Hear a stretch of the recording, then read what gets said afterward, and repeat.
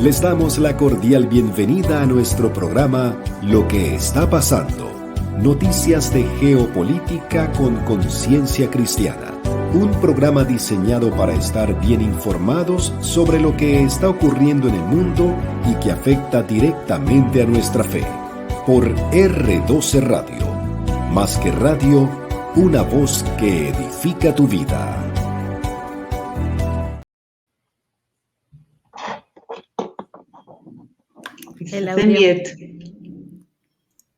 Muy buenas noches. Sean todos muy bienvenidos. Somos R12 Radio, más que radio, una voz que edifica tu vida. Y también muy buenos días y muy buenas tardes para quienes nos van a estar viendo en diferido en los diferentes países de Hispanoamérica, a los cuales también va a llegar esta transmisión. Esto es Lo que está pasando. Noticias de geopolítica con conciencia cristiana. Y para el día de hoy tenemos un programa bastante cargado de contenido, el cual hemos titulado Los últimos acontecimientos, Foro de Davos, Día de la Visibilidad Transgénero y Declaración del Nuevo Testamento como antisemita. Como lo ven, en este conversatorio de hoy tenemos temas bastante álgidos e importantes para nosotros como cristianos. Los invitamos a disponer la mente y el corazón para adentrarnos en el programa de hoy. Marcela, por favor, cuéntanos acerca de nuestro invitado de esta noche. Así es, muy buenas noches para todos, buenas noches Elaine, buenas noches Claudia, y la verdad es que para mí es un placer y un privilegio presentarles a nuestro gran invitado, a quien en verdad nos encanta tener en esta casa. Él es el doctor César Vidal. Recordemos que el doctor César es historiador, escritor y comunicador de origen español. Es doctor en Derecho, Filosofía, Teología y en Historia. Este último título obtenido en la Universidad UNED, donde recibió el premio extraordinario de fin de carrera. El doctor Vidal ha recibido numerosos premios relacionados con los medios de comunicación y literarios, como el Premio de Novela Histórica Ciudad de Cartagena, el Premio Jaén, el Premio CCI, el Premio Espiritualidad 2004, el Premio Ciudad de Torrevieja, entre muchos otros. El doctor Vidal conoce 16 idiomas y ha traducido al español a diversos autores como el Premio Nobel ruso, Alexander Solzhenitsyn, espero haberlo dicho bien. En la actualidad dirige el programa de radio La Voz, que es escuchado por millones de personas alrededor del mundo. Y atención porque sigue escribiendo libros. Dentro de sus más recientes obras encontramos el importante libro, que por ahí lo vimos en el video introductorio, Un Mundo que Cambia. Creo que fue uno de los primeros en los que pudimos aprender de la agenda globalista y del nuevo orden mundial, gran parte de lo que vamos a ver hoy. Y también tenemos libros como Apóstol para las Naciones, donde se ofrece un enfoque histórico de la vida y ministerio del apóstol Pablo. También el libro Más que un rabino, que es la consumación de más de 30 años de trabajo e investigación sobre el Jesús bíblico e histórico y sobre el cristianismo primitivo. Y finalmente su más reciente producción, Pedro el Galileo, libro en el que se explica el mundo en el que vivió Pedro, incluyendo sus aspectos políticos, económicos y sociales, y sobre este libro vamos a estar también conversando en esta noche. Bueno, sin más preámbulo y sin más introducción, bienvenido a su casa, doctor César Vidal, bienvenido a R12 Radio. Muchísimas gracias, encantado de estar aquí.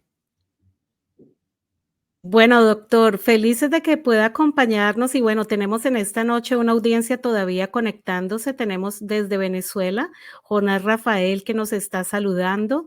También tenemos a Palma Edith desde allí, desde Cali, Ronald Mina desde Venezuela también. Bueno, ya más o menos nos conocemos nuestro público, ¿no? De qué lugares están. Si pueden ustedes decirnos de qué lugar se están conectando súper bien. Por aquí tenemos desde Dagua Valle, Colombia, nuestra hermana Marisol Machado de la Primera Iglesia Bautista. Listo, hermanos, aquí en primera fila. Bueno, tenemos a Juan Carlos Silva, Julio César Martínez, Agustín García. Queremos decirles a todos ustedes, gracias por conectarse, dice Carlos Florian, buenas noches, saludos desde Perú, bienvenido a nuestro programa, Alan Suárez Piedrahíta, Richard Edrey Rodríguez desde muy lejos, desde aquí de la sala de mi casa, Marisol Machado. Bueno, qué bueno volverlo a ver. Saludos, hermano César, Herminzo Gutiérrez, por aquí Rafael Jonás Rodríguez desde Curvatí Pedraza, Estado Barinas, los principiantes de Barinas en Venezuela.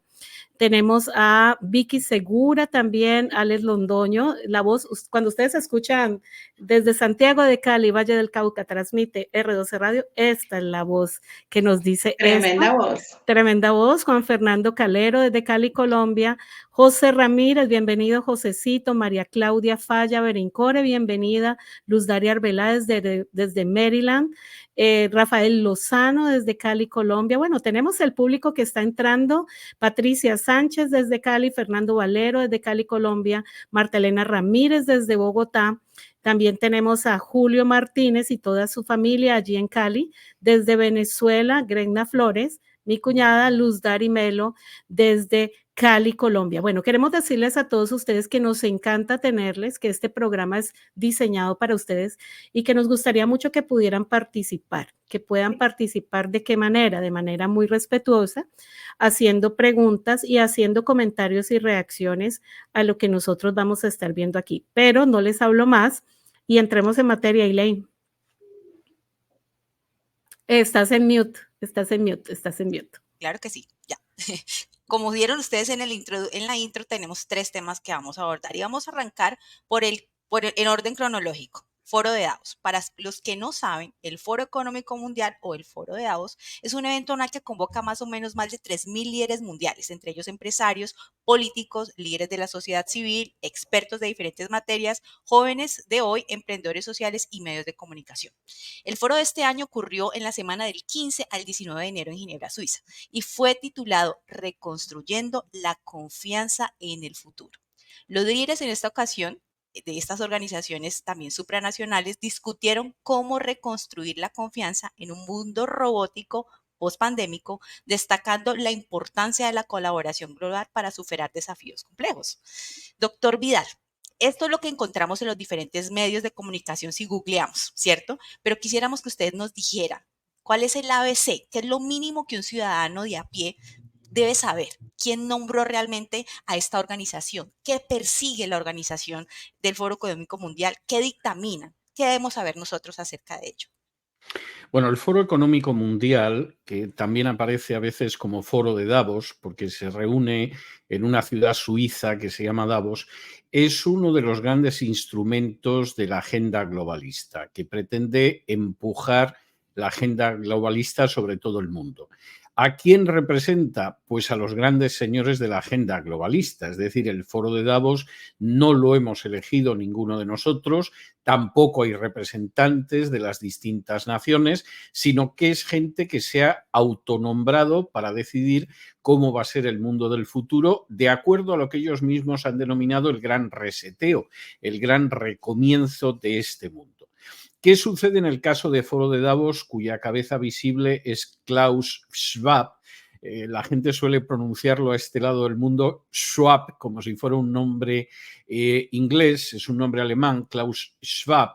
¿Y qué es lo que pretende el Foro de Davos? Vamos a ver, el Foro de Davos es enormemente inteligente sobre la manera en que quiere implementar la agenda globalista. La agenda globalista pretende que las naciones, aunque sigan existiendo, aunque en el futuro siga habiendo una Colombia, una Italia, una Australia, una Suiza, esas naciones sean como huevos a los que se les ha hecho un agujerito por el que se ha escurrido la yema y la clara y solamente queda la cáscara vacía. Y esa cáscara vacía sería simplemente una colonia, un protectorado de una élite mundial que aparece representada, entre otras entidades, por el Foro de Davos, y esa élite mundial sería la que realmente controlaría el mundo. Claro, ahí hay un periodo de transición entre las naciones que conocemos ahora y ese momento en el que una pequeña élite mundial gobernaría todo el planeta, según los planes de la agenda globalista. Durante ese periodo de transición, lo que hay que conseguir es que los distintos gobiernos del mundo vayan adaptando y adoptando las directrices de la agenda globalista hasta que al final esa pequeña élite sea la que diga cómo tenemos que vivir e incluso cómo tenemos que morir. ¿Cómo se hace esto? Pues hombre, es muy sencillo. En el Foro de Davos, donde no hay ninguna representación democrática, donde además los miembros se han elegido a sí mismos, fundamentalmente lo que están representadas son las grandes oligarquías, es decir, los grandes fondos de inversión del mundo que manejan un presupuesto superior al de cualquier país del mundo, con la excepción de Estados Unidos y China. Pensemos que un BlackRock maneja un presupuesto que es superior al de cualquier nación del mundo, salvo Estados Unidos y China. Bueno, ¿qué presidente va a poder enfrentarse él solo con un fondo de inversión como BlackRock, que por cierto es más pequeño, por ejemplo, que el fondo de inversión Vanguard? Esa gente está en Davos.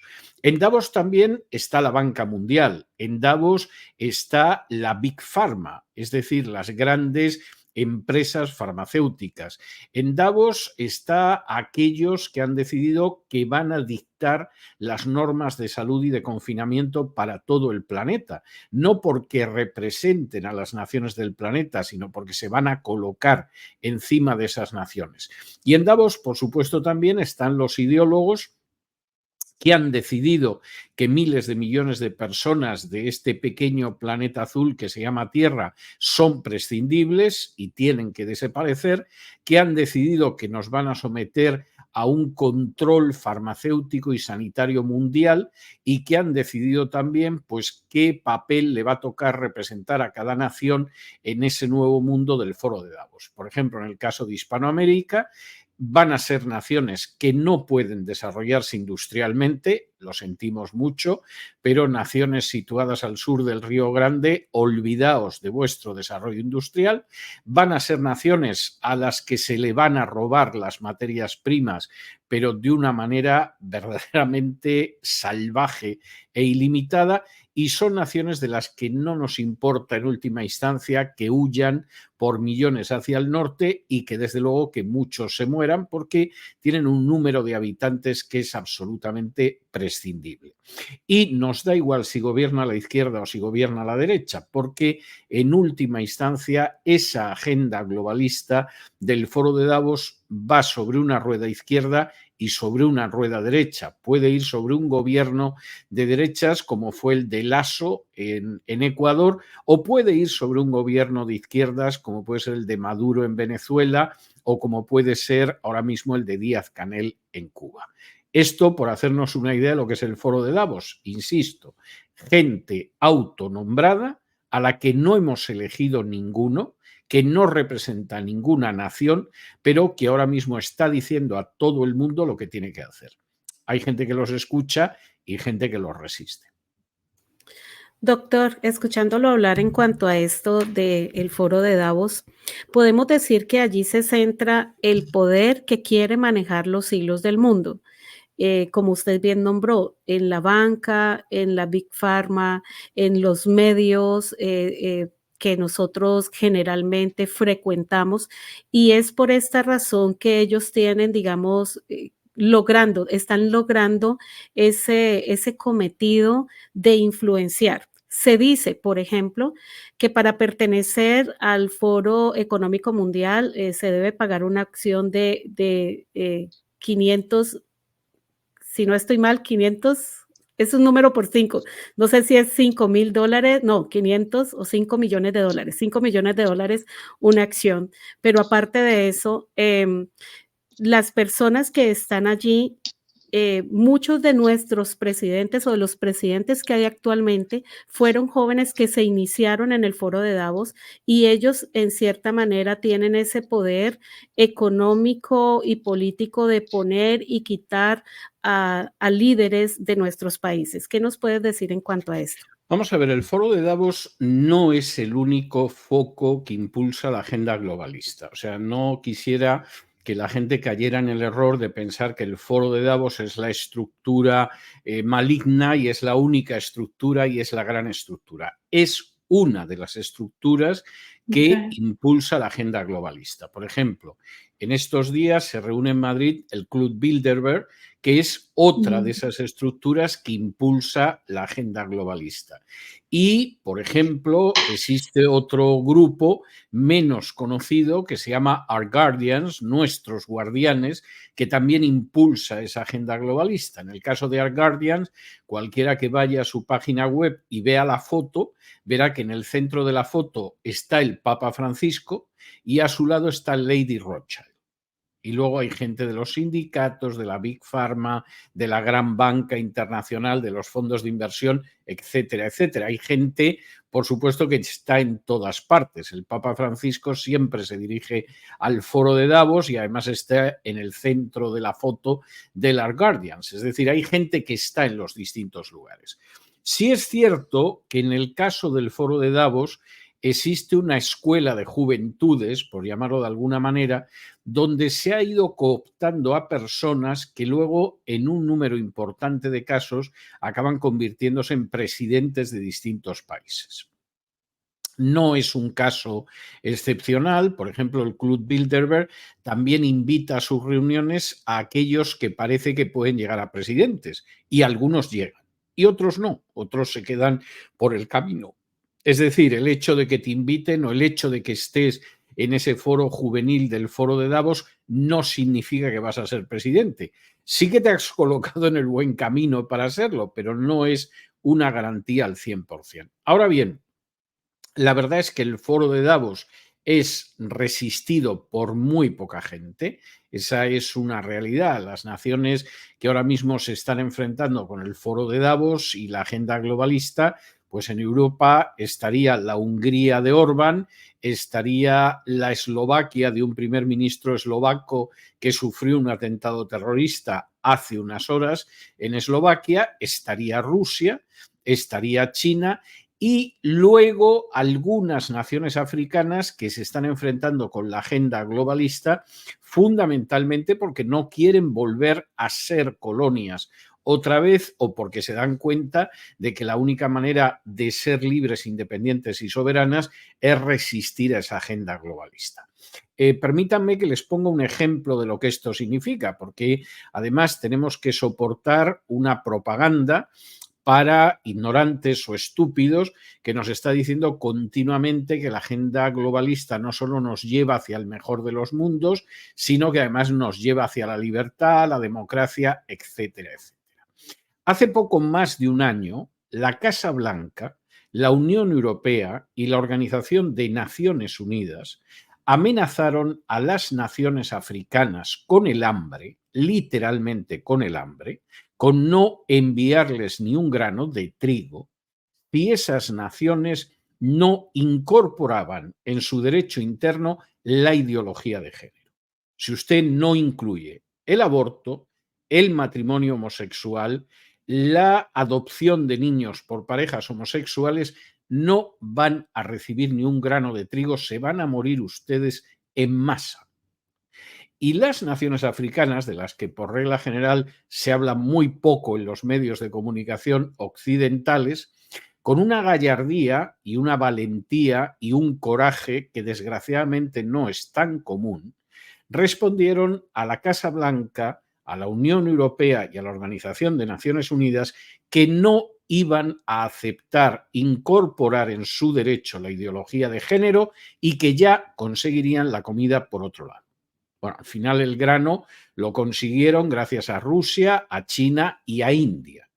Pero dice mucho de lo que es esa agenda globalista el que tú amenaces a todo un continente con la hambruna si no se pone de rodillas ante tus imposiciones. Y esto, lamentablemente, es lo que es la agenda globalista. Si usted no se somete, pues aténgase a las consecuencias. Por ejemplo, en estos momentos, la USAID, que es la ayuda del Estado americano, del Estado estadounidense a otros países, bueno, pues esto generalmente en el pasado iba vinculado al respeto a los derechos humanos, a una ayuda humanitaria, etcétera. Desde hace años, la USAID lo único que hace es impulsar la agenda globalista. Y en un momento determinado puede amenazar a una Colombia, a una Argentina, a un México, a un Paraguay, con que si no aceptan el aborto, el matrimonio homosexual y otras lindezas de la agenda globalista, se les suprime la ayuda. Pero incluso buena parte de esa ayuda no va a ayuda humanitaria como en el pasado, ni ayuda al desarrollo, va a ayuda, por ejemplo, a grupos proabortistas, va a grupos LGTB, etcétera, etcétera, etcétera. De manera que, lejos de ser conspiranoicos aquellos que hablan de la agenda globalista, no, esa gente está viendo el futuro que nos prepara. Y quisiera insistir en un último punto después de esta respuesta excesivamente larga. Una de las decisiones del Foro de Davos fue acabar con la libertad de expresión y la libertad de prensa. Es crear un gran organismo censor en todo el mundo que no permita que lleguen relatos alternativos al relato oficial. Voy a dar algunos ejemplos. Por ejemplo, cuando venga la próxima pandemia que se está preparando, pues que evidentemente nadie pueda hacer referencia a cómo se ha creado el virus, a cómo se ha difundido o a la política de carácter médico que se está llevando. Si hay nuevos episodios de reclusión de la gente, que nadie pueda decir nada. Que en estos momentos no se pueda publicar todo lo que está saliendo de las vacunas, que incluso están siendo retiradas por las propias compañías farmacéuticas, conscientes de que han causado muchos daños y deseosas de evitar procedimientos judiciales. No se puede hablar de eso. No se puede dar tampoco una visión alternativa de la guerra de Ucrania, que es uno de los episodios más criminales de saqueo de un país con la excusa de que se le está defendiendo, pero en realidad lo están saqueando a manos llenas y ahora mismo Ucrania ya es propiedad de BlackRock, que es un fondo de inversión. No podemos dar tampoco ningún tipo de mensaje alternativo a lo que está sucediendo en Oriente Medio, etcétera, etcétera, etcétera. Esto se discutió en el último foro de Davos. Vamos a dar a la gente para que coma un mensaje que es falso, que es propagandístico, que pretende imponer lo que nosotros queremos imponer y vamos a intentar cerrar todos los medios de comunicación, incluido en Internet, que de alguna manera se atrevan a decir la verdad y desafíen ese relato que estamos lanzando.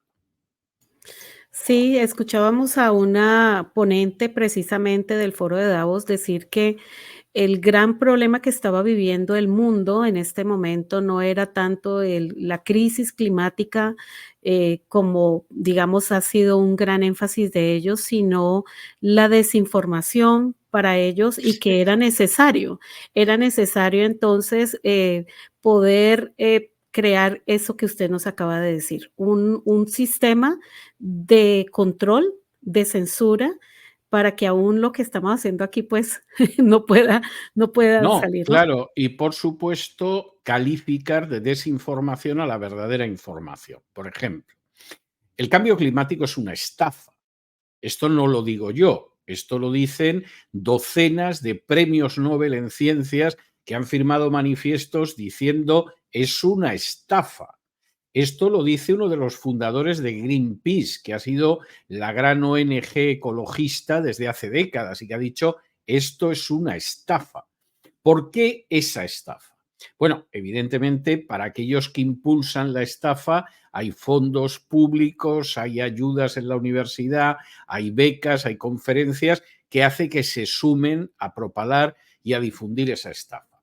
Pero esa estafa permite a la agenda globalista marcar el desarrollo o el atraso económico de continentes enteros. Por ejemplo, hace ya más de 2 años, el Fondo Monetario Internacional decide que Hispanoamérica no va a tener industria. Claro, cuando de pronto argentinos, colombianos, peruanos, bolivianos dicen ¿por qué no podemos tener industria como todo el mundo? La respuesta es porque se calienta el planeta. Y como se calienta el planeta, ustedes no van a tener industria. Claro, cualquier hispanoamericano podría decir, oiga, que el planeta lo calienta mucho más China o lo calienta más India, ¿Qué culpa tenemos los ecuatorianos o los guatemaltecos de eso? Déjenos usted desarrollar la industria, déjenos desarrollarnos económica y socialmente. No, no les vamos a dejar desarrollar. No queremos que sean naciones libres, independientes y soberanas. Queremos su petróleo, queremos su litio, queremos su grano, queremos su estaño, queremos su cobre, queremos saquearlos. Y por supuesto, si ustedes desarrollan una industria y se desarrollan económica y socialmente, se nos hace más difícil saquearlos. De manera que créanse la gran mentira del cambio climático y así los podemos mantener retrasados económicamente y además podemos robarles impunemente. Por ejemplo, voy a poner un ejemplo, podríamos estar hablando porque esto se dispara como los ríos que tienen afluentes, pero por ponerles un ejemplo, el gran foco de litio, y el litio es un mineral indispensable para que funcione nuestro planeta. Sin litio no podríamos tener esta conversación, no podrían tener ustedes un teléfono móvil o celular, no podrían funcionar sus ordenadores, sus computadoras. El gran foco de litio del mundo está en Hispanoamérica.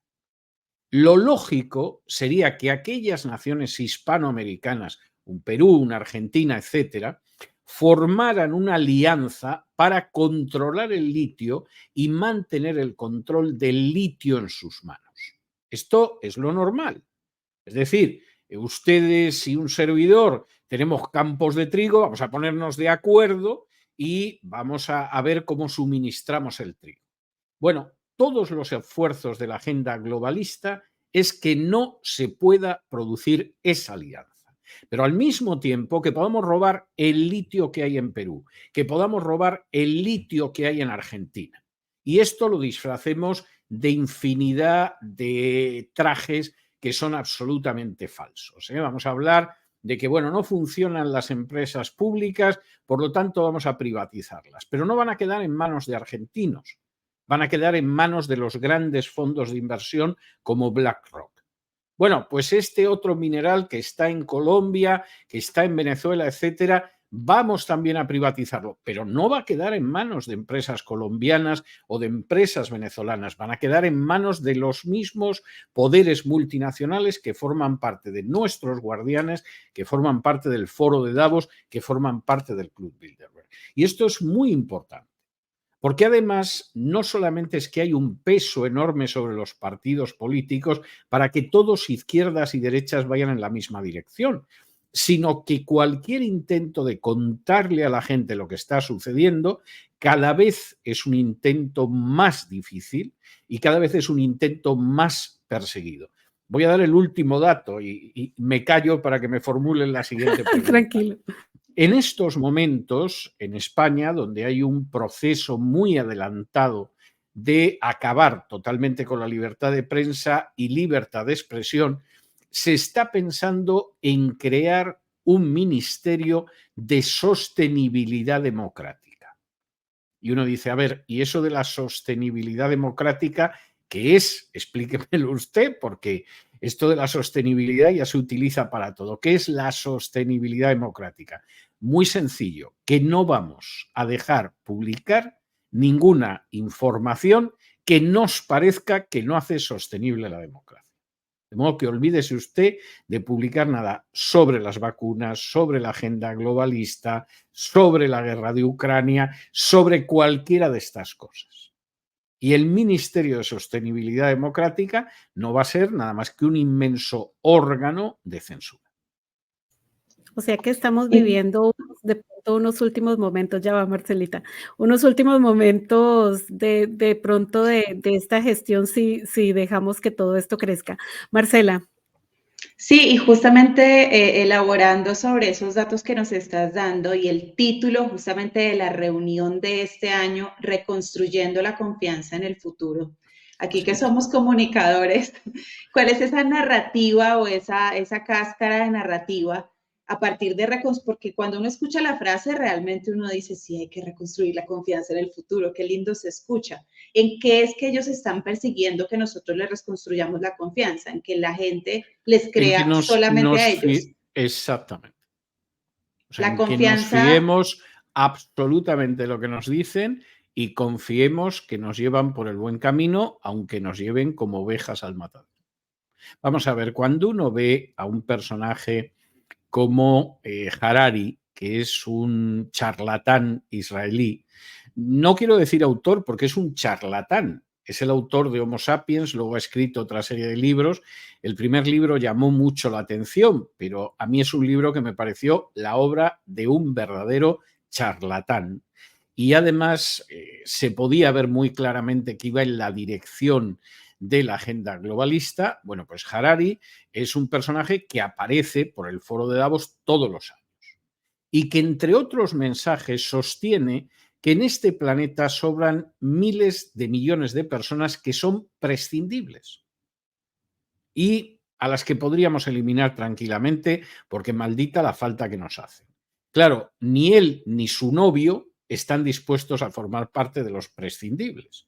Es decir, si de pronto Harari llegara con su novio y dijera, y el ejemplo lo vamos a dar mi novio y yo, y aquí nos vamos a suicidar para ser 2 narices menos que respiran y que consumen oxígeno en el mundo, a mí me parecería un disparate, pero por lo menos pensaría, bueno, pero mira, Harari y su novio evidentemente son 2 personas consecuentes con lo que piensan. Pero claro, cuando tú ves aparecer a Harari y te dice que tienen que desaparecer miles de millones, entre los que no se incluyen ni él ni su novio, pues claro, evidentemente es para inquietarse y para desconfiar.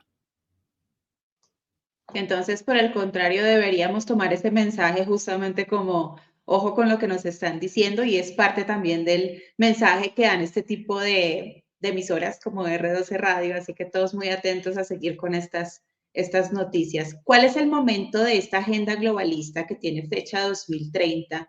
¿En qué momento estamos para que esta sea la narrativa de reconstruir la confianza en el futuro? Porque ya quedan pocos años. Bueno, vamos a ver, el problema es que aunque están pisando el acelerador de manera despiadada, se dan cuenta de que esto no va tan rápido como ellos querrían. Es decir, aquí hay una serie de escenarios en los que tienen que producirse avances y esos avances no van tan deprisa como ellos quieren. Y voy a citar algunos de esos escenarios. Primero, en Hispanoamérica, pero esto el año que estalló la crisis del coronavirus, en una especie de mega, super, hiperconcilio de organizaciones homosexuales en Hispanoamérica, ya lo analizaron. En Hispanoamérica no han conseguido avanzar todo lo que quieren con la agenda globalista. Han avanzado mucho. Es decir, en los últimos años ha habido países donde se ha introducido el matrimonio homosexual, ha habido países donde se ha introducido el aborto, etcétera, pero no han conseguido imponerse de una manera total y hay focos de resistencia muy fuertes, que, por cierto, tengo que decir, identifican de manera casi exclusiva con las iglesias evangélicas. La Iglesia Católica es una aliada entusiasta y una parte clarísima de la agenda globalista. De modo que nunca les ha preocupado porque saben que va en esa dirección. Y no es casual que de pronto el Papa decida que se puede bendecir a parejas homosexuales porque es un instrumento de la agenda globalista. Es uno de los iconos de la agenda globalista. Y lo siento por los católicos que no quieren verlo o que todavía no lo han visto. De modo que en Hispanoamérica hay una lucha a cara de perro, a calzón quitado, pero no está decidida ni mucho menos. En África hay una resistencia muy fuerte y, curiosamente, es una resistencia mucho más fuerte que la que se produce en Hispanoamérica, no voy a decir en Europa, ¿eh? En Europa, la agenda globalista ha avanzado extraordinariamente, posiblemente más que en ninguna otra parte del mundo. Hay unas elecciones al Parlamento Europeo en las que la agenda globalista quiere decidir en junio el cerrar totalmente ese dominio sobre Europa, pero es que tiene resistencia en otros países y no han conseguido evitar esa resistencia. No es extraño que hace unas horas un atentado terrorista, parece ser que conectado con los servicios secretos ucranianos, intentara matar al primer ministro de Eslovaquia, porque el primer ministro de Eslovaquia es contrario a la ideología de género, quiere que las empresas farmacéuticas paguen por los daños que han ocasionado las vacunas, no quiere seguir en la guerra de Ucrania, etcétera, etcétera. En Europa, Hungría sigue enfrentándose con todo eso. Es un pequeño país de 8 millones de habitantes, pero tiene una capacidad de resistencia admirable y, sobre todo, no han conseguido vencer a Rusia. Y esto es algo que verdaderamente los tiene desesperados. Claro, de Rusia pueden contar las mayores atrocidades, pueden sembrar calumnias, los pueden presentar como los villanos de la película, pero lo que realmente les saca de quicio es que no han conseguido que Rusia se ponga de rodillas ante la agenda globalista, que no tolere los matrimonios homosexuales, que no acepte la ideología de género, etcétera, etcétera, etcétera. Y la ilusión que tenían hace 2 años es que iban a quebrar a Rusia económicamente con la guerra en Ucrania, y Rusia ha salido fortalecida, mientras que la Unión Europea está en recesión económica. De manera que en Europa lo que es la Unión Europea está prácticamente rendida, con alguna excepción, pero Rusia se mantiene fuera de esa agenda y además ha calificado a la agenda globalista de satanista y ha dicho que la va a resistir de todas maneras. En Asia, China no está dispuesta a dejarse tampoco dominar por la agenda globalista, no por razones espirituales o por razones religiosas, sino simplemente por patriotismo. Quieren ser una nación independiente y soberana y no van a aceptar eso. Y entonces eso hace que al final la lucha por imponer la agenda globalista no esté yendo tan deprisa como ellos piensan. Hay quien está hablando ya de que la fecha va a tener que ser el 2040, porque para el 2030 no parece que les vaya a dar tiempo, pero evidentemente en algunos escenarios, como es Europa Occidental o como es Hispanoamérica, ahora mismo la lucha es a cara de perro. Y por supuesto, eso aplica también al Canadá, que es un país a la altura de la Unión Europea en cuanto a su rendición y su sometimiento a la agenda globalista, y a Estados Unidos, donde ha avanzado extraordinariamente, pero hay sectores muy importantes de la población que se están resistiendo. Doctor, perdón, usted decía que parte, digamos, de ese dique de contención, de este muro de contención, es el cristianismo precisamente, y el cristianismo en manos, digamos, de la Iglesia Cristiana Evangélica. Debido a que precisamente la agenda globalista toca unos puntos que van completamente en contra de lo que Dios tiene en su palabra. ¿Podría decirnos en qué áreas? Porque mire, la pregunta va por esto, doctor. Muchos de nosotros, siendo cristianos, y muchos del público que a lo mejor esté viendo acá, no conocemos todas estas cosas. Y podemos, por ejemplo, estar decidiendo nuestro voto por personas que están rendidas a la agenda globalista sin saber que esas personas están rendidas a la agenda globalista. Pero cuando uno ve lo que ellos están apoyando, lo que es la ideología de género, lo que es el tema del aborto legal, lo que es la inmigración ilegal, que digamos está siendo un problema muy fuerte en este momento, pues ellos no lo asocian con la agenda globalista. La pregunta es, ¿cómo usted ve que el cristianismo puede ser ese muro de contención que ha impedido en cierta manera que se avance más con esa agenda de lo que ellos están esperando? ¿Cómo ve usted ese papel, digamos, de la iglesia de hoy? ¿Es consciente? ¿No es consciente?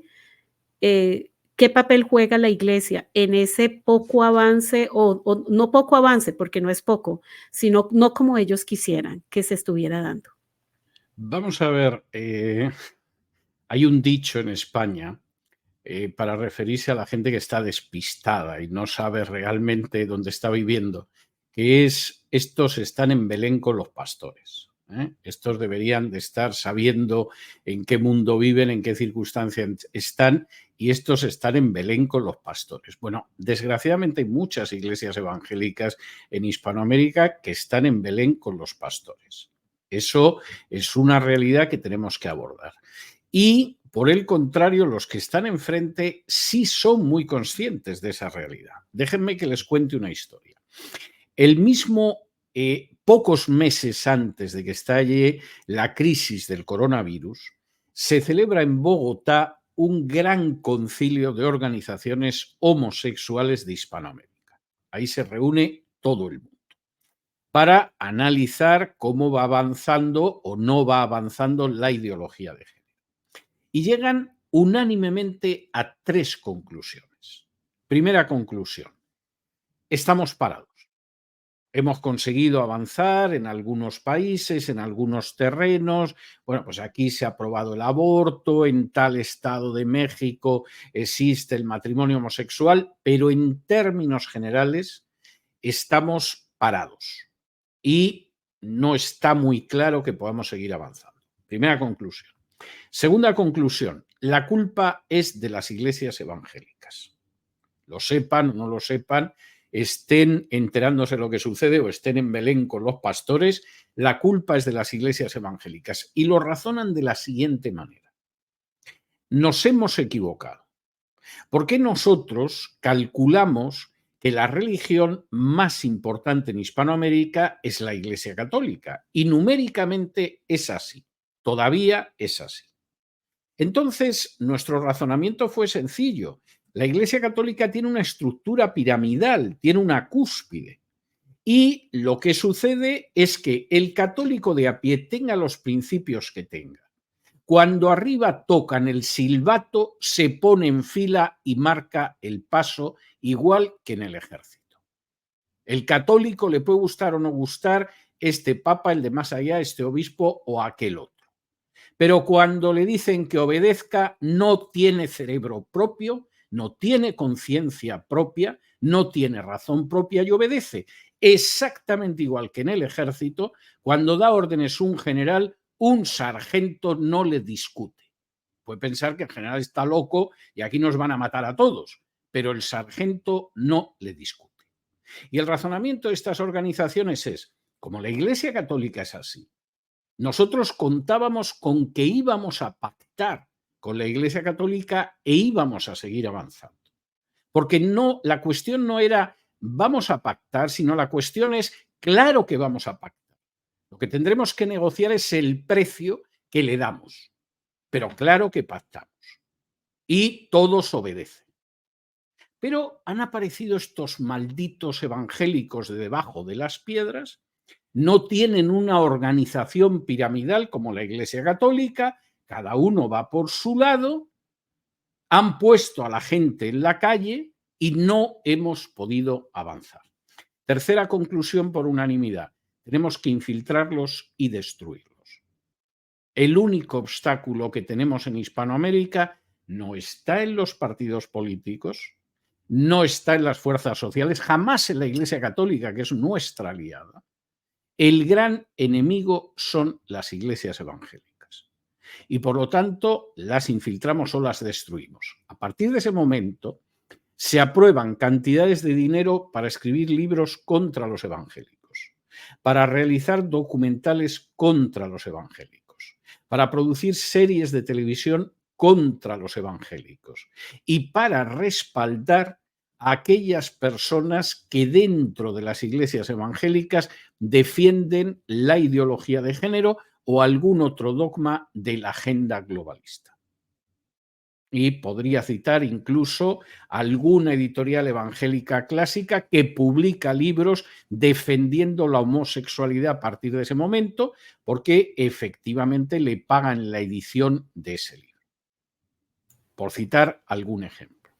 Entonces, esto deja muy claro quién está conteniendo eso. En el caso de África es igual. En el caso de África, el peso de las iglesias evangélicas es muy importante. Es más, hay alguna denominación que agoniza en Europa, como pueden ser los anglicanos, y sin embargo son muy fuertes en África y muy sanos. Y esta gente también está resistiendo. En África, además, también se da una resistencia del Islam, que no está dispuesta a aceptar todo este tipo de cuestiones.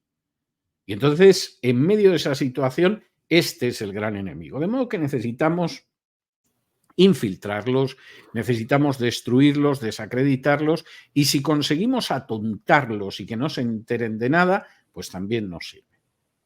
Y Doctor mandarlos a Vidal, Belén con los pastores. Perdón, Naile, continúa. Exactamente. Sí, doctor sí, lo Vidal, de los pastores, además, en el caso de las iglesias evangélicas podría tener un doble sentido, ¿no? bueno, adentrándonos un poco en eso que usted acaba de decir, de que al final el muro de contención, puedes ni saber que es un muro de contención, pero entonces No, es vamos así, a, pero ellos sí lo saben. ellos lo saben, digamos, Entonces, nosotros apenas lo estamos descubriendo. más vale que te despiertes porque vienen a por ti. Total, Es decir, a tú lo salar, mismo estás perdiendo el tiempo y estás pensando que el arrebatamiento está cerca porque hay un lío en Oriente Medio. Bueno, yo hace casi 50 años que me convertí y todo ese tipo de pavadas, estupideces y pérdidas de tiempo y profecías que no se cumplen, las he visto a lo largo de casi 3 generaciones. Y entonces la Iglesia, en muchos casos, en otros hay gente sensata que sabe leer los signos de los tiempos, está perdiendo el tiempo especulando con tonterías, escuchando a gente que no ha dado un anuncio que se haya cumplido jamás en los últimos 45 años y lo siguen escuchando, en vez de estar en la situación en la que tienen que estar. Y eso es tremendo. Posiblemente uno de los versículos más olvidados por las iglesias evangélicas en las últimas décadas es ese Hechos 1:7, donde Jesús le dice a los apóstoles antes de su ascensión a los cielos que a ellos no les toca saber los tiempos y las sazones y lo que tienen que ser es testigos suyos en Jerusalén, en Judea, en Samaria y hasta lo último de la tierra. Y buena parte del pueblo de Dios, en vez de ser testigo de Cristo hasta lo último de la tierra, está perdiendo el tiempo de la manera más necia y más estúpida, calculando unos tiempos y unas sazones que precisamente Jesús prohibió que calcularan, porque eso solo está en la potestad del Padre. Y no hay nada más que ir a YouTube y ver una inmensa cantidad de charlatanes hablando de lo cerca que está el arrebatamiento, de que si va a ser en septiembre o va a ser en Semana Santa o va a ser el día del cumpleaños de mi tía Clotilde, y mientras tanto la Iglesia lo que no está siendo es testigo de Jesús en medio de una situación que exige de manera indispensable el testimonio de una Iglesia que es sal y luz. totalmente de acuerdo, doctor Vidal, y creo que gracias por darnos toda esta información que creo que para muchos es conocida por una cantidad de personas, pero no para todos en esta gran profundidad que usted nos ha permitido hoy adentrarnos. Y aquí vienen los dos puntos que nos hacen falta del tema, y es el tema de la visibilidad del Día Internacional de Visibilidad Transgénero, que también ataca una parte de lo que para nosotros está mal delante de Dios como pecado, ¿sí? Porque está dentro de la palabra del Señor y es una prohibición, eso es claro. Y la otra parte, que lo vamos a ver ahora al final, donde el Antiguo Testamento y la palabra de Dios ya está siendo vilipendiada, o sea, estamos viendo cómo nos la censuran de una manera muy olímpica y entonces estamos viendo realmente que eso que usted está diciendo es real. O sea, hay un ataque Bueno, frontal, directo, hacia los principios y los valores de Dios, que es el Dios de la Biblia, ¿sí? Una sola fe, uno solo Dios, Jesucristo como Salvador y la palabra pues como verdad. Entonces, para introducirme a esta son parte, dos temas, ¿no? son Bueno, dos vamos a temas, ver, exacto. Vamos a hablar del el de primero. la visibilidad de los transgénero, esto si no fuera tan dramático sería cómico.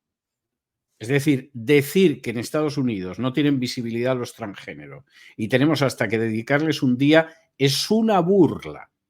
Tenemos a un majadero que se le ve que es un hombre y es un hombre y se empeña en que no es un hombre y es una mujer, y lo tenemos ahora mismo de vicesecretario de Salud en Estados Unidos, y nos van a decir que no tienen visibilidad. Por cierto, un tío feísimo, porque yo he visto algunos transgéneros y si los ves de lejos y van maquillados y van Se arreglados, alcanza a confundir. a lo mejor te crees que es una mujer, ¿no? Pero en el caso de este, vamos, es un señor y además es feísimo, ¿eh? Por cierto, con la nueva ley que ha aprobado el Congreso no vamos a poder decir nada de él, porque además es judío y entonces además nos tacharán de antisemitas. Pero Pero esta es la historia. O sea, eso es una burla en Estados Unidos y en Europa Occidental, decir que no son visibles porque te los ponen hasta en la sopa. Y el año que no se presentan en Eurovisión, ganan en Eurovisión. Y además tenemos que tener ministros. Bueno, ya no quiero contar altos mandos militares de la OTAN que son transgéneros. Y claro, tú los ves y dices, bueno, yo estoy convencido de que Rusia no es una amenaza para Europa, pero si fuera una amenaza para Europa, se tienen que partir de risa cuando vean a generales de alta graduación que son hombres vestidos con falda y diciendo que son transgéneros. O sea, esto es así, pero hablar de que necesitan una visibilización es de una enorme hipocresía. Es para todavía insistir más en que esto es lo más normal del mundo, es lo más elegante del mundo, y si eres un adolescente o un niño, piénsate que ser transgénero merece la pena. Casi es como ser una estrella del rock. Esa es la primera cuestión. La otra cuestión es mucho más grave. Vamos a ver, hace apenas unos días, la semana pasada, el Congreso de los Estados Unidos aprueba una ley, que todavía no es una ley aplicable porque tiene que pasar por el Senado y la tiene que aprobar el Senado, y es una ley supuestamente contra el antisemitismo.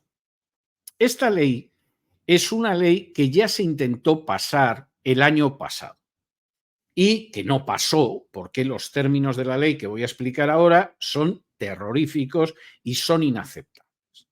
Pero se produce la guerra de Gaza y aquí en Estados Unidos, sobre todo en las universidades, cada vez hay una protesta mayor sobre la manera en que Israel está arrasando Gaza.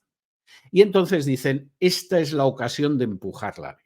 Decimos que en Estados Unidos está avanzando el antisemitismo, que los estudiantes judíos están aterrorizados. Hace un año esto no lo podíamos decir, pero ahora sí lo podemos decir y avanzamos la ley. ¿La ley qué pretende? La ley teóricamente pretende luchar contra el antisemitismo. Luchar contra el antisemitismo está bien, pero en Estados Unidos es innecesario porque tienes un montón de leyes contra la discriminación por razón de sexo, de religión, de raza, de cualquier cosa. No hace ninguna falta una ley contra el antisemitismo. Pero vamos a suponer que sí, que además tenemos que aprobar esa ley en un país donde no existe el antisemitismo. Es decir, yo conozco buena parte de los países de este planeta y precisamente país donde los judíos tengan una situación privilegiada, como en Estados Unidos, en ninguna parte del mundo, ni por aproximación. Pero vamos a suponer que hay antisemitismo. ¿Qué define el antisemitismo? Bueno, pues la ley dice que la definición de antisemitismo es la que aparece en la Alianza Internacional para el Recuerdo del Holocausto. Y esta es la definición de antisemitismo que vamos a adoptar en Estados Unidos. De manera que cualquiera que vaya en contra de esa definición de la Alianza Internacional para el Recuerdo del Holocausto, es una definición de hace muy poquitos años, esa persona resulta que es antisemita. Bueno, ¿y qué es un antisemita? Pues un antisemita, según esa declaración, es el que dice que un judío ha hecho mal, aunque haya hecho mal. De manera que no podemos decir que un judío ha hecho algo mal, aunque lo haya hecho mal, porque eso es antisemitismo. Entonces, eso significa, por ejemplo, en el caso de Estados Unidos, que yo no puedo decir que la vicesecretaria de Sanidad, que es este transgénero al que me refería, lo hace mal, aunque lo está haciendo rematadamente mal, porque es judía. No puedo decir que el director adjunto de la CIA lo hace mal, porque es judío. No puedo decir que el secretario de Estado, el equivalente al canciller o ministro de Asuntos Exteriores, Antony Blinken, lo está haciendo mal, aunque lo está haciendo rematadamente mal, porque es judío. No puedo decir que el secretario de Seguridad Nacional de Estados Unidos, que ha dejado pasar más de 4 millones de inmigrantes ilegales por la frontera sur, lo está haciendo muy mal, porque es judío. No puedo decir que quien en estos momentos es el equivalente a ministro de Economía en el gobierno de Biden lo está haciendo muy mal, aunque lo está haciendo muy mal porque es judía.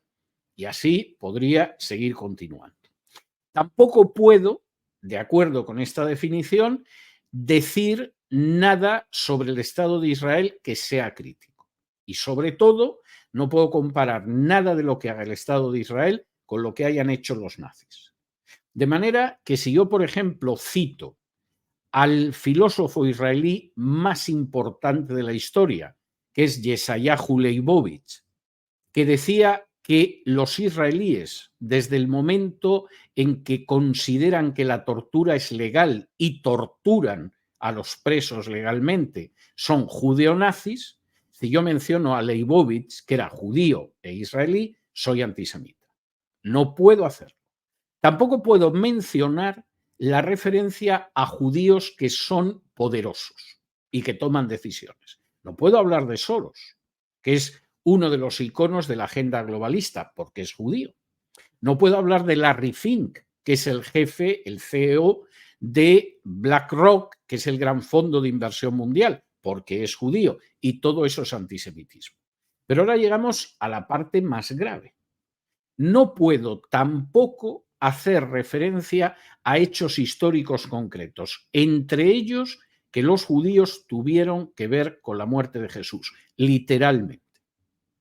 Ahora, ¿esto qué significa? Esto significa que yo no puedo citar el Evangelio de Juan cuando Caifás se reúne con el Sanedrín y decide que van a matar a Jesús porque es mejor matar a un hombre que perezca toda la nación. Yo no puedo mencionar el Evangelio de Mateo, donde los judíos que piden la libertad de Barrabás en vez de la de Jesús dicen que caiga su sangre sobre nosotros y nuestros hijos. Yo no puedo citar a Pedro en el discurso de Pentecostés cuando él dice que aquellos judíos que no creen en Jesús como el Mesías han sido cortados de Israel. Yo no puedo citar el discurso de Esteban en Hechos 7, donde él dice que los judíos han rechazado a los profetas generación tras generación y al final han rechazado al Hijo de Dios. Yo no puedo citar la primera carta a los tesalonicenses, donde Pablo dice que los judíos mataron a Jesús.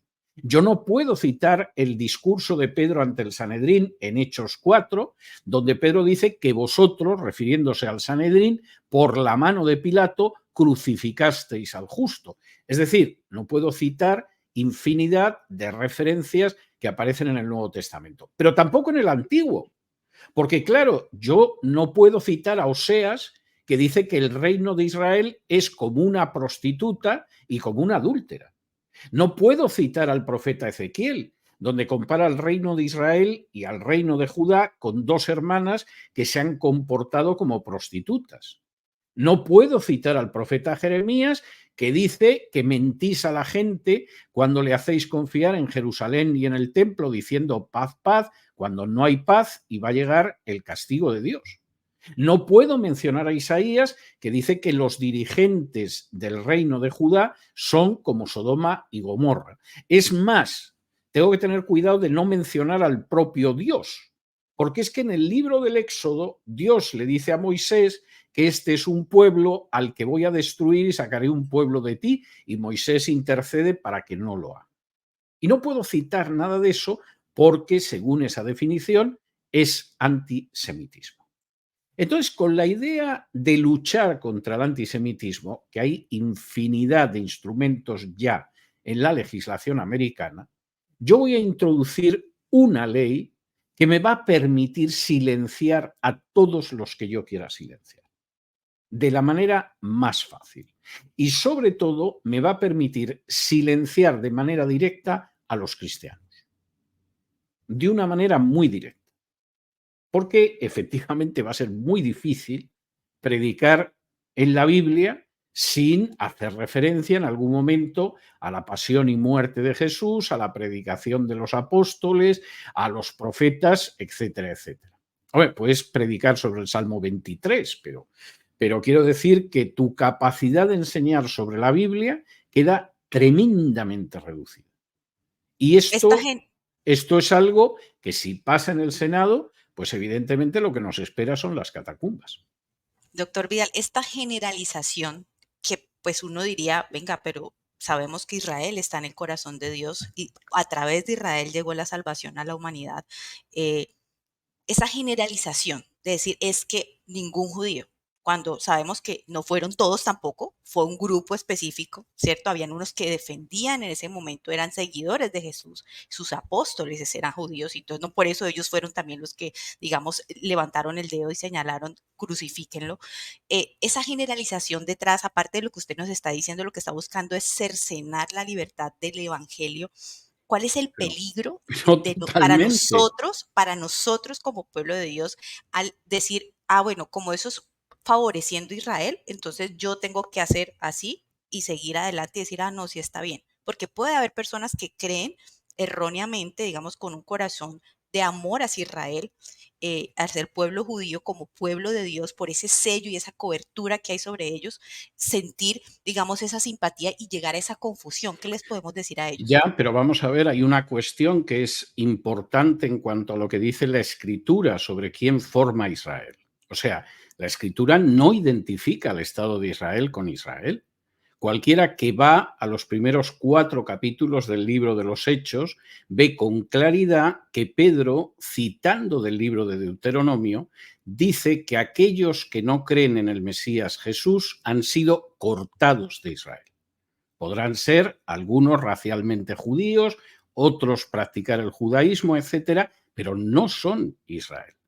Y Pedro, cuando dice eso a los judíos que les están escuchando y a los que está diciendo, si no creéis en el Mesías, sois cortados de Israel, cita de Deuteronomio, donde Moisés ha escrito que el que no escucha a ese profeta, en referencia al Mesías, es cortado de Israel.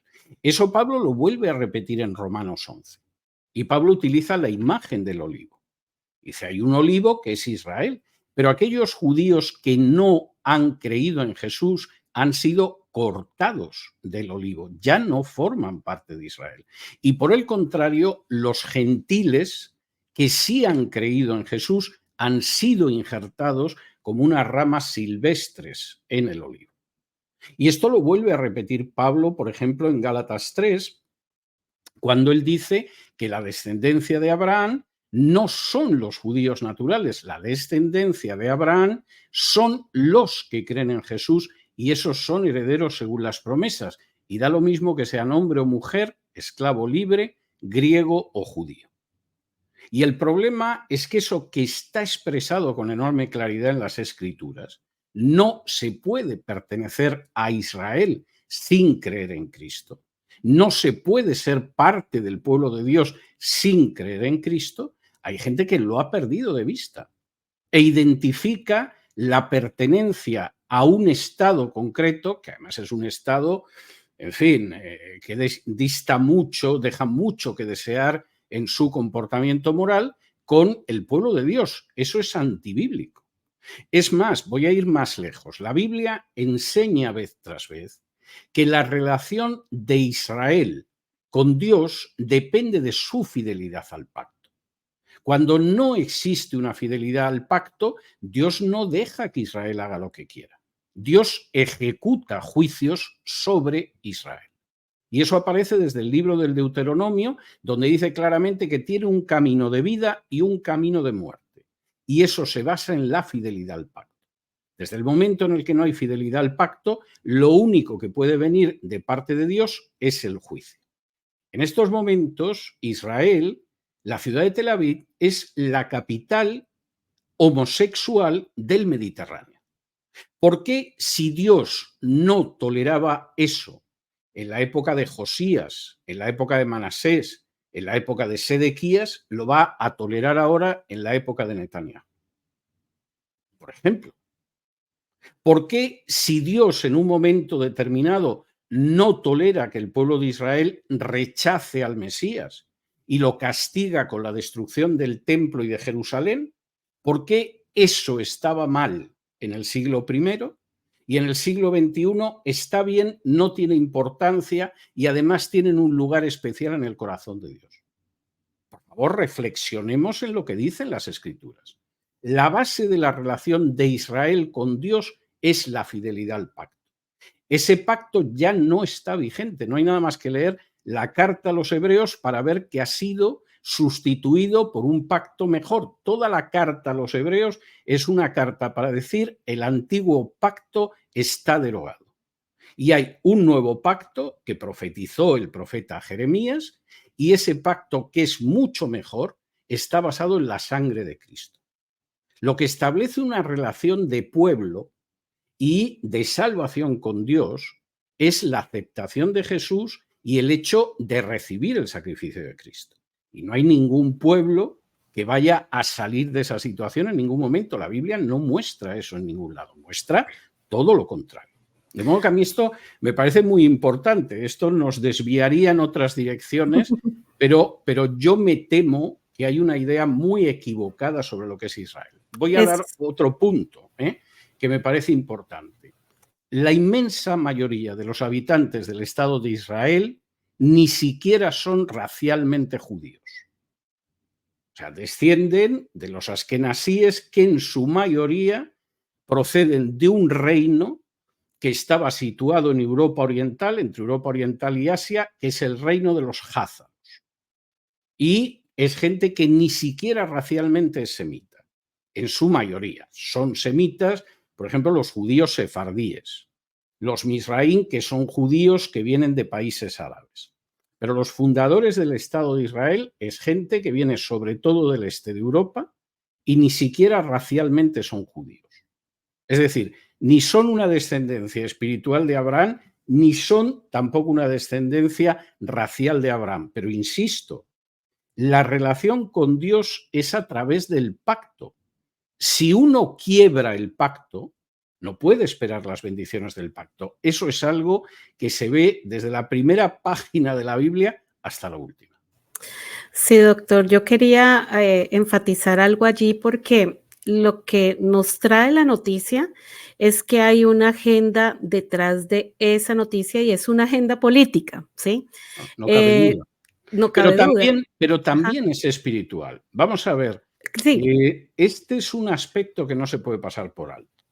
Es decir, hay fenómenos, y estamos viviendo una situación que tú la puedes analizar desde una perspectiva política y económica y social, pero tiene una dimensión espiritual.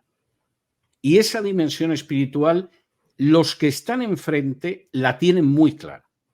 Es decir, nosotros que estamos a este lado, quizá la pasamos por alto, pensamos que es una cuestión de este candidato o este otro candidato, este partido o este otro partido. No. Esto es una batalla espiritual.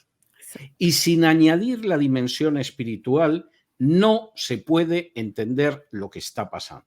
Exacto. Y esta ley que ha aprobado el Congreso no es algo casual. Esta es una ley que va directamente dirigida contra el corazón de las iglesias evangélicas en Estados Unidos. Y allí va mi punto, doctor. Si alguien quiere por lo menos buscar esta parte que estábamos hablando sobre la definición del antisemitismo de la Alianza Internacional para el Recuerdo del Holocausto, lo puede hacer, porque todo esto que ha hablado el doctor, todo esto que él ha explicado en detalle está allí. Lo que pasa es que se ve, como decía, que detrás de esto hay una agenda política, y ya voy a ir hacia la parte espiritual, pero se ve que es una agenda política por todos los enunciados que ellos dan como ejemplo, que sería tener acciones antisemitas. Y hablábamos algo con mi esposo esta tarde diciendo, no podemos, bajo el nombre del semitismo, o sea, del apoyo, de todo lo que tiene que ver con la parte judía, cubrir o legalizar o aprobar lo que Dios llama pecado, y eso es lo que está diciendo el doctor César. Entonces allí es donde hay que hilar delgado, no tragar entero, porque como nos han dicho, bueno, este es el pueblo de Dios, entonces como no ir más allá y mirar que detrás de todo esto hay una clara intención, y usted lo dijo muy bien, en la parte espiritual, de callar a la iglesia, y es un ataque a la iglesia. Lo que pasó con la noticia de poner justo el día, o sea, ya había visibilidad del día de la visibilidad transgénero, ya existía ese día, pero en este año, entonces decide Joe Biden el día de resurrección nombrar el día de la visibilidad transgénero. No, O sea, pero sí, esto es muy evidente. Vamos a ver. exacto. Volviendo a, bueno, lo del día de la resurrección es un bofetón, por si no te has dado cuenta, te doy un bofetón cruzado y verás cómo te enteras. Esto es evidente, claro, la gente se dio cuenta, el día de resurrección no han podido escoger otro día, nada más que el día de resurrección, que no va a ser el día de resurrección, va a ser el día de la bofetada transgénero. En el caso de la ley que ha aprobado el Congreso y que Dios quiera que no apruebe el Senado, pasa lo mismo. Es decir, definir el antisemitismo es algo que resulta muy fácil. Es decir, es cualquier acción de discriminación o de agresión hacia una persona por el hecho de que es judío. Con lo cual, la propia definición de antisemitismo es discutible. Bueno, todos los judíos son semitas y hay semitas que no son judíos, pero bueno, nos entendemos con esto. Bien, está bien. Pero el problema es que la norma no dice eso. El problema es que te remite a otra norma en la cual la definición de antisemitismo es que usted se calla, no puede ni mencionar las escrituras y solo puede tener palabras buenas, porque incluso lo que haya hecho mal un judío, usted no lo puede decir, porque eso también es antisemitismo. Claro, eso es disparatado. O sea, ¿alguien se imagina que en Estados Unidos se promulgara una ley donde dijera, mire usted, todo lo que haga mal un negro, usted no puede decirlo, aunque sea verdad, porque eso es racismo? O todo lo que haga mal una mujer, usted no lo puede mencionar, aunque sea verdad, porque eso es machismo. Y así podría seguir multiplicando los ejemplos. Y eso Eso es absolutamente dice la intolerable. definición que ellos No, están el adoptando para problema, eso. claro, el problema es que la definición, los ejemplos que da, efectivamente una de las afirmaciones es esa. No puede usted mencionar a un judío que haya hecho algo malo, aunque sea verdad.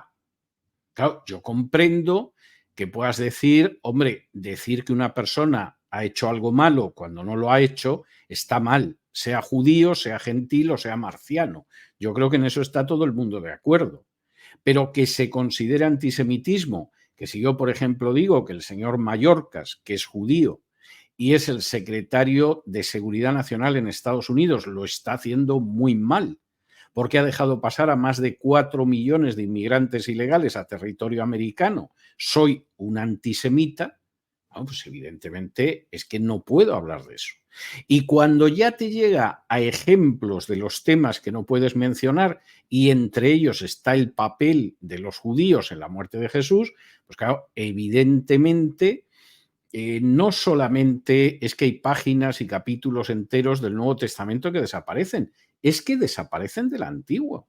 La misión de los profetas, que hay gente que se piensa que el profeta se dedicaba a anunciar eventos futuros, en muchas ocasiones, pero fundamentalmente la misión del profeta es colocar el foco en el pecado para provocar el arrepentimiento, porque si no hay arrepentimiento, esto va a acabar muy mal. Cuando Natán va a ver a David, no va para anunciarle lo que va a pasar dentro de 3 años. Va para poner el foco sobre el pecado que él ha cometido con Betsabé, con la mujer de Urías, y cómo no solo ha cometido adulterio, sino que además es el responsable del asesinato de Urías. Y evidentemente el foco el profeta lo coloca sobre el pecado para provocar el arrepentimiento, como pasó en el caso de David, y anunciar que Dios es justo y que no te puedes burlar de él. Claro, con esa misión profética, el Antiguo Testamento está lleno de juicios durísimos. Doctor, Vas a suprimirlos. Es decir, cuando Ezequiel, aparte de comparar a Israel y a Judá con 2 hermanas que son unas prostitutas inmorales, que se han acostado con todos, etcétera, en un momento determinado te dice lo que ha sido la degeneración espiritual del reino de Judá y la llama la maldad de Sodoma y los compara con Sodoma, vas a recortar eso de la Biblia. que además es una enseñanza para nosotros, porque Dios es el mismo siempre. Y como es el mismo siempre, una sociedad que incurre en eso que Ezequiel llama el pecado de Sodoma y que en un momento determinado provoca el castigo de Dios sobre el reino de Judá, puede caer sobre la sociedad de Colombia, sobre la sociedad de Kenia o sobre la sociedad de Italia. Porque es un proceso de degeneración espiritual que al final tiene como consecuencia el castigo de Dios. Vamos a suprimir eso también. Doctor, para mí me parece muy importante por unos comentarios que estoy viendo acá, hacer una claridad, porque lo que pasa es que nosotros, este es un tema muy álgido, sobre todo por todos los preconceptos que nosotros tenemos de lo que es la línea de lo que está pasando, por ejemplo, en la Franja de Gaza. En ningún momento el aceptar, por ejemplo, lo que está pasando hoy con toda esta agenda globalista, muchos de esos líderes de la agenda globalista son judíos o vienen de esa línea. Pero evidentemente. Evidentemente, sí. Evidente. Entonces están cubriendo. decirlo, no poder decirlo, porque sería ir cayendo en esta definición de antisemitismo que lo vimos. Claro, este es Entonces, el otro problema. Es ajá. decir, nadie está diciendo que los judíos son una raza especialmente malvada y que se Exacto. levantan por la mañana pensando en qué tipo de maldad van a ejecutar. Eso No, es un disparate. ni tampoco es estar de Pero no acuerdo. puedes Ajá, callarte. Vamos a ajá, ver, Soros es judío. exacto, El daño que Soros ha hecho a la humanidad es incalculable. incalculable. Entonces, ¿qué hacemos? Nos callamos porque es judío y si lo decimos, según esta definición, somos antisemitas. Larry Fink, el CEO de BlackRock, es un personaje que está destruyendo las economías de todo el mundo y está convirtiendo a países enteros en esclavos de su organización. Lo callamos, porque también es un judío. Claro, Y es absurdo. O sea, podemos hablar de un judío, si le dan un premio Nobel de Medicina, pues yo qué sé, porque ha descubierto no sé qué curación. Eso sí podemos contarlo. Claro que tenemos que contarlo, pero no podemos contar lo de Soros. ¿Alguien se imagina que el presidente de Colombia ahora mismo, el presidente de México, en fin, el presidente de cualquier país, dijera, va a haber una ley y aquí se puede hablar de todo lo bueno que hacemos los colombianos o los peruanos o los mexicanos, pero no se puede hablar ni del delito que comete un colombiano, ni de un político colombiano que sea corrupto, ni de una señora colombiana que sea deshonesta? Y si usted habla de eso, es un anticolombiano y le podemos meter a la cárcel. Y todo el mundo diría, pero este hombre se ha vuelto loco, ¿o qué? Exacto, yo creo, doctor, que vamos a ir cerrando este tema, vamos a ir hacia el final, pero yendo hacia ese final, podemos decir que el hecho de que nosotros podamos dar a conocer, porque además es evidente lo que han hecho muchos judíos em, ahora, hoy en día. Entonces, ¿estaríamos entonces a favor de la matanza de la Franja de Gaza? No, o sea, no se trata y el No. cernidor de nosotros no debe ser exacto, y el cernidor de nosotros no debe ser izquierda, derecha. Actualmente, por ejemplo, en nuestro país, el presidente de Colombia en contra, digamos, de Israel. Entonces, hay una división, pero la gente no sabe a profundidad todo lo que se mueve detrás de todo esto. Claudia, estás tocando una cuestión que me parece de enorme importancia y me alegro de que saques esto a colación. Vamos a ver, nosotros como cristianos tenemos que movernos utilizando como faro y como luz la enseñanza de Jesús, no la oposición a este o al otro. Amén. Es más, la agenda globalista, con una enorme astucia, divide a la gente para que se enfrenten unos con otros y no se enteren de lo que está pasando en realidad. Entonces, la gente que es más conservadora, pues convencida de que la agenda globalista es una cosa de izquierdas. Y la gente que en muchos casos es más de izquierdas pensando que no, que esto es cuestión de los capitalistas y los empresarios, etc. Ese es un gran engaño. Y nosotros decidimos no sobre la base de cómo el político que nos cae simpático o nos cae antipático actúa. Nosotros decidimos sobre la base de la enseñanza de Jesús. Y si decidimos sobre la base de lo que hace un político, es que nos han engañado. Porque la brújula y el faro para saber si algo está bien no es si lo apoya o lo ataca un político, es si encaja o no encaja con la enseñanza de Jesús. Es decir, vamos a suponer que a mí me cae muy bien Gustavo Petro, ¿eh? Y entonces Gustavo Petro sale defendiendo el adulterio. Entonces, como a mí me cae bien Petro, pues resulta que encuentro que el adulterio es fantástico. O al revés, a mí me cae muy mal Petro. Y entonces Petro de pronto considera que la promiscuidad sexual está bien y como yo soy contrario, pues la promiscuidad sexual tiene que estar mal. No, es que ni Petro, ni Boric, ni Maduro, ni Biden son los que marcan a favor o en contra cuál es nuestra posición. Nuestra posición deriva y nace de nuestra sumisión a la enseñanza de Jesús. Y es Jesús el que nos dice si algo está bien o algo está mal. Y el problema es que muchas veces los cristianos caen en esa trampa. Y ya, según lo que dice este político o el otro, porque me identifico con él o porque lo aborrezco, una cosa está bien o está mal. No. Como dice un conocido dicho, la verdad es la verdad, la diga Agamenón o su porquero. Y nosotros estamos con la verdad. Y no nos debe importar si en un momento determinado esa verdad la ataca este o aquel, o esa verdad da la casualidad de que la repite este o aquel, porque incluso un reloj que está estropeado 2 veces al día marca la hora exacta. O sea que hasta el personaje más odioso puede que alguna vez diga algo que se corresponde con la realidad, pero nosotros no debemos de movernos de acuerdo a lo que dicen los políticos, los partidos, etcétera. Nosotros Exacto. tenemos una guía muy superior que es la enseñanza de Jesús. Amén. Y yo quiero ir en ese mismo significado, perdonen mis compañeras allí, leyendo algo de Hendrikus Berkov, hablando un libro sobre escatología. Él tiene una frase y dice: la Iglesia de Cristo del siglo XX, y podría aplicarse para la del siglo XXI, es espiritualmente incapaz de hacer frente a los rápidos cambios que suceden a su alrededor porque no ha aprendido a ver la historia a la luz de la perspectiva del reino. Por esa razón, ella piensa en los acontecimientos de la actualidad en base a parámetros puramente seculares.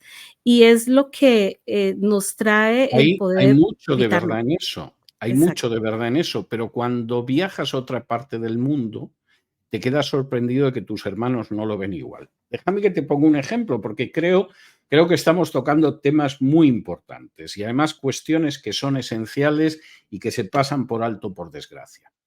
En muchos casos, la visión de la Iglesia en Occidente, y mucha gente no se da cuenta dentro de esa Iglesia, no es la visión de la Biblia, es la visión de la potencia dominante en esa parte del mundo. Y entonces a veces no distinguimos lo que puede ser una posición ideológica de lo que enseña la Biblia. Tenemos muy claro quiénes son los buenos, los malos. Parece que además los buenos, aunque no sean cristianos, no necesitan tanto la predicación del Evangelio, Dios no les va a pedir cuenta, etcétera, porque son los buenos. Pero de pronto tú viajas a otra parte del mundo, llegas a África, llegas a Asia y hablas con cristianos de allí. Y esos cristianos que no están sujetos a esa lluvia de propaganda no ven las cosas de la misma manera. Es más, no comprenden que tú las veas de esa manera. Y tienen razón. Incluso la visión al norte y al sur de América en muchas cuestiones es difícil que encaje. Y mira que hay una lluvia tremenda desde el norte del continente hasta el sur. Y lo importante es efectivamente apegarse a la palabra. Si tú te apegas a la palabra, tú estás totalmente seguro. Vas a poder interpretar los signos de los tiempos. Vas a saber lo que tienes que hacer, porque la enseñanza de Jesús es clara. Pero si en vez de apegarte a la palabra, lo que dejas es que te arrastren los vientos de la propaganda, lo que dicen determinadas corrientes sociales o políticas, etcétera, no tienes capacidad de reacción, porque verdaderamente no estás asentado en lo que te permite hacerlo, como concluye el Sermón del Monte. Aquellos que se han asentado sobre la roca, que es la enseñanza de Jesús, bueno, pues pueden venir vendavales, pueden venir tormentas, pueden venir riadas y la casa aguanta. Puede venir Porque está sustentada en esa la piedra. ley, Que es la enseñanza la de ley Jesús. antisemitismo, puede venir la ley antisemitismo, puede venir. Exactamente, y aguantará porque sabes lo que hay. Pero cuando en vez de basarte en eso, has levantado tu casa sobre la arena, y mucha gente, por desgracia, la levanta sobre la arena, de pronto vienen estas cosas y se los llevan por delante. Es así, y esa es una realidad que Jesús nos ha advertido de ella y que tenemos que tenerla en cuenta. Tú, vamos a ver, a mí me puede contar el partido que quiera, lo que quiera, a favor de la homosexualidad. Yo sé que es contraria a la palabra de Dios. Y sé que el adulterio es contrario a la palabra de Dios. Y sé que la mentira es contraria a la palabra de Dios. Y sé que el asesinato es contrario a la palabra de Dios y muchas otras cosas. Y no me pueden intentar justificar conductas que efectivamente son claramente contrarias a la palabra de Dios. Y eso es así de evidente. Y el problema es que muchas veces olvidamos esa luz que viene de la palabra de Dios y seguimos lo que parece que es la tendencia que suponemos que humanamente es buena, y pareciendo humanamente buena puede ser criminal, en un sentido literal. Y que esto todo está formando parte del mismo rompecabezas. Como decíamos, es evidente, en el primer tema decíamos, la iglesia cristiana evangélica es ese muro de contención porque no tiene una sola cabeza, sino que se rige por su relación con Dios y por su filtro con las escrituras. Claramente eso es lo que tienen que atacar. Ahora, con la ley de antisemitismo y teniendo el Día de la Visibilidad de Género como el bofetón, el Día de la Resurrección, si te desdibujan, es la manera en la que tratan de atacar ese muro de contención. Pero además, vamos a ver, es que hay que ser sabios. Es decir, vivimos en un mundo donde Jesús dice que nos ha enviado como ovejas en medio de lobos. Y donde tenemos que ser sabios porque los hijos de las tinieblas son más sutiles que nosotros. Y eso lo tenemos que aceptar. Yo veo casi a diario a creyentes que son buenos, pero que no tienen la sutileza del mundo y los engañan. Y tengo que explicarles, te están engañando. Yo recuerdo cuando Guillermo Lasso llegó a la presidencia en Ecuador. Y la gente decía, hombre, es católico, es del Opus Dei, va a ser pro vida, va a ser pro familia. Bueno, no había pasado una semana y ya había una ley de aborto en el Ecuador. Y no había pasado un mes y ya estaban los colores de la bandera del arco iris en la fachada del edificio presidencial del Ecuador. Y esto con mucha gente. Yo sé que hay gente que desde la semana pasada está sufriendo porque en Argentina ya ha salido Milei diciendo que eso de acabar con el aborto, que él no lo prometió. Por supuesto que hay filmaciones donde él promete que va a acabar con el aborto, pero él está ahora en otra cosa. Si tú pones tu confianza en los políticos y piensas que esto va a cambiar por acción de los políticos, vas a sufrir mucho en la vida, porque eso no es así. Y de hecho, en ese gran concilio de organizaciones homosexuales en Hispanoamérica, donde no eran estúpidos, ni mucho menos, la agenda que impulsan puede ser diabólica, puede ser inicua, puede ser negativa, pero no son estúpidos. En ningún momento pensaban que la decisión arrancaba de manera independiente de los políticos. Y ellos se daban cuenta de que al final la sociedad movilizada en una dirección o en otra era lo que hacía que se produjera un cambio o que no se produjera el cambio. Los políticos, al final, como decía muy bien Tony Blair, él lo reconocía, otros lo ocultan, se ponen siempre en cabeza de la manifestación. Y si una sociedad defiende la vida y si una sociedad defiende la familia, siempre habrá un político que se coloque al frente de la manifestación porque quiere ser presidente, etcétera, etcétera. Pero si la sociedad no se moviliza para defender eso, pues les será todavía más fácil someterse a la agenda globalista y destruir su propia sociedad. Doctor, tengo una última pregunta allí. El cristiano Sí, se porque ve... llevamos hablando muchísimo tiempo, me acabo de dar cuenta ahora. A mí se me ha pasado como si lleváramos 5 minutos, pero veo que No, vamos en hora y culpa... media, que normalmente es una hora y media, pero con usted es un lujo tenerlo con nosotros, la verdad. La culpa es Hacemos mía, vigilia. que No. soy consciente de que me enrollo mucho y yo acepto mi responsabilidad. No crea, porque nosotros oramos antes de que esto empezara y decimos, bueno, lo que el Señor se glorifique, y yo creo que así ha fluido, doctor. Para decir esto, cuando hoy precisamente hablaba con una persona acerca de todo lo que está ocurriendo en nuestro país, estamos viviendo un caos. Bueno, yo estoy en Estados Unidos, pero nuestro país, pues hablo de Colombia, estamos viviendo un caos con todo lo que se está viviendo con el gobierno actual. Pero no solamente estamos hablando de esto, estamos hablando de una declive moral, estamos hablando de unas normas que llegan a ser como si el mal estuviera impulsando y un autor que leía decía, bueno, es como si viéramos 2 rieles, el mal va avanzando, pero por encima de eso está el propósito y la agenda de Dios cumpliéndose.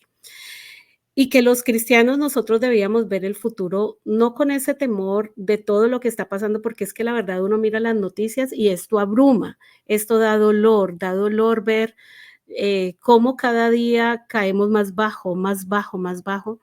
Entonces, él decía, hay que saber que al final de la historia, o sea, la historia en la escatología, la victoria ya está segura en Jesucristo y que el cristiano debe vivir estos momentos como metiendo esto en el presupuesto, por así decirlo, pero sabiendo que la victoria es de Jesús. Ahora, mientras el ya, pero todavía no, o sea, somos del Señor, pero todavía Él no ha venido por su iglesia, hay un momento difícil que es el que nosotros estamos viviendo ahora. Entonces, quiero hacerle esta pregunta, doctor, y que puede ser muy, muy obvia, pero quiero hacerle esta pregunta. ¿Cuál es el llamado frente a todo esto que estamos viendo? Foro de Davos, agenda globalista, Día de la Visibilidad Transgénero, es posible esta ley antisemita donde nos van a callar. ¿Cuál es el papel? El papel de nosotros como hijos de Dios, como cristianos, seguidores de Jesús, que tenemos la luz. ¿Cuál es el papel de nosotros en este momento? Pues es muy claro que es ser sal y luz como siempre. Ahora, vamos a ver, quisiera centrar las cosas, ¿eh? Hay una visión escatológica en la que no voy a entrar ahora, que mueve a la Nos quedamos hasta gente. mañana. Sí, no, mueve a la gente a la pasividad. Es decir, de pronto ve que las cosas van mal. Bueno, las cosas van muy mal, esto es que Cristo está cerca y no me muevo. Bueno, habrá gente que esto le parecerá lógico, pero esto es un desastre. O sea, precisamente vayan bien o vayan mal o vayan peor, nosotros no estamos llamados a la inmovilidad. A lo que estamos llamados es a ser sal y luz. Ahora, voy a poner un ejemplo que está muy claramente en la Biblia de cómo precisamente en situaciones así, en lo que no hay que caer es en la inmovilidad y en la pasividad. Si alguien se toma la molestia de ir a Lucas 3, cuando Lucas narra que va a aparecer Juan el Bautista en el desierto, Lucas cita una serie de nombres de la gente que en esos momentos gobernaba. Esto no es una pedantería de Lucas para que veamos que es un historiador y lo va contando. No, Lucas te está colocando delante del panorama. Y entonces te dice lo siguiente. Bueno, era emperador Tiberio, en tal año. Tiberio era un sujeto que en ese año que menciona Lucas ya estaba cansado de tener relaciones sexuales con mujeres, ya le aburrían las relaciones sexuales con hombres y lo que tenía era una colección de niños de los que abusaba sexualmente.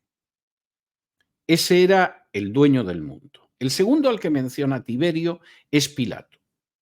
Pilato era un personaje sin ningún escrúpulo moral. Él quería que pagaran impuestos y que no hubiera lío en las calles, y en ocasiones, para asustar a la gente, disfrazaba a agentes suyos en medio de la multitud, y de pronto los agentes sacaban la espada, empezaban a apuñalar a la gente, y la gente, bueno, no salía a la calle y estaban quietos. Jesús menciona un episodio de esos en Lucas 13, cuando habla de la sangre de los galileos que Pilato mezcló con la de sus sacrificios. O sea, el representante del pederasta que gobernaba el imperio era un personaje sin escrúpulos morales. ¿Qué pasaba a escala local? De pronto Lucas menciona a una serie de hijos de Herodes. Y esto es tremendo, porque Herodes era un personaje sin escrúpulos morales. Para poder matar al niño Mesías, mató a todos los niños de la zona de menos de 2 años. Pero Herodes tenía talento político. Cuando murió Herodes, sus hijos eran igual de malos que él, pero encima eran estúpidos. De manera que Roma tuvo que dividir el reino de Herodes entre varios, y es a los que menciona Lucas. Bueno, ¿y espiritualmente qué pasaba? Y a continuación Lucas dice, eran sumos sacerdotes Anás y Caifás. Y uno diría, aquí Lucas se equivoca, solo puede haber un sumo sacerdote. No, Lucas da en el centro de la diana. El sumo sacerdote era Caifás, pero quien mandaba siempre, fuera quien fuera sumo sacerdote, era su suegro Anás. A veces Anás era el sumo sacerdote y a veces era algún pariente, era su yerno Caifás, etcétera, etcétera. Y esa gente había convertido una casa de oración en una cueva de ladrones. Y ante una situación así, pues hombre, si el amo del mundo abusa de niños, si su representante es un sujeto sin ningún valor moral, si nuestros gobernantes, además de corruptos, son imbéciles, y si las autoridades espirituales son unos ladrones, deberíamos de caer en la pasividad porque no hay nada que hacer. Y Lucas dice, en ese mismo momento, Juan el Bautista salió a predicar al desierto. Y 6 meses después aparecía Jesús. Esa es nuestra actitud. Nosotros podemos ver a unos dirigentes espirituales corrompidos y entregados a la agenda globalista. Podemos mirar a nuestros políticos y además de corruptos, encima son estúpidos. Podemos ver lo que es el imperio y quién está de amo del imperio. Y puede ser algo desolador. Pero eso no nos lleva a la pasividad, ni nos lleva a tirar la toalla. Eso nos lleva a salir a predicar, aunque sea en el desierto. Amén, Marcelita. El llamado entonces está muy claro y de verdad gracias, Clau, por esa pregunta, porque con todo lo que estamos viendo tenemos que tomar ese protagonismo y doctor César, gracias por ese mensaje final de este análisis. Cuéntenos ahorita un poco de cuáles son esos proyectos en los que usted está en este momento. Estoy ahora mismo corrigiendo las pruebas de mi Biblia de estudio, que Dios mediante saldrá el año que viene, y estoy corrigiendo el Antiguo Testamento, que me han enviado 900 y pico páginas, prácticamente tengo corregido todo el Antiguo Testamento, supongo que me van a enviar el Nuevo, pero esto es algo que va a aparecer yo creo que a inicios del año que viene. Y luego, aparte de eso, hay alguna novela cristiana que es posible que aparezca antes de fin de año. Y estoy acabando el 5º volumen de mi historia del cristianismo primitivo. El primer volumen, lo mencionabais antes, es Más que un rabino, que es sobre Jesús. El segundo es Apóstol para las Naciones, que es sobre Pablo, que es un libro que recibió el premio Kregel aquí en Estados Unidos como el mejor libro del año 23. El tercer libro es Los primeros cristianos, que es sobre esos judíos que fueron los primeros discípulos de Jesús. El cuarto libro es Pedro el Galileo. El quinto será El discípulo amado. Y con eso concluiré pues esa historia en 5 volúmenes que se pueden leer por separado perfectamente. y que recoge la historia del cristianismo en el siglo I. No, todos entonces estaremos muy atentos a estos libros. Justamente estamos viendo el lanzamiento de Pedro el Galileo, que es una obra dividida en 4 partes y explicas el mundo en el que vivió Pedro, los asuntos políticos, económicos y sociales, y es lo mismo que vimos en Pablo, apóstol para las naciones, que aparte me lo escribes en una velocidad. Bueno, mira, el no tener que atender a una esposa te deja Le cuento que cuando lo conocimos fuimos con Marcela a presentar uno de los libros a Espoli, íbamos a presentar nuestro primer libro y nosotros allá, ay, todos emocionados, y conocimos al doctor César Vidal, pero yo no lo conocía.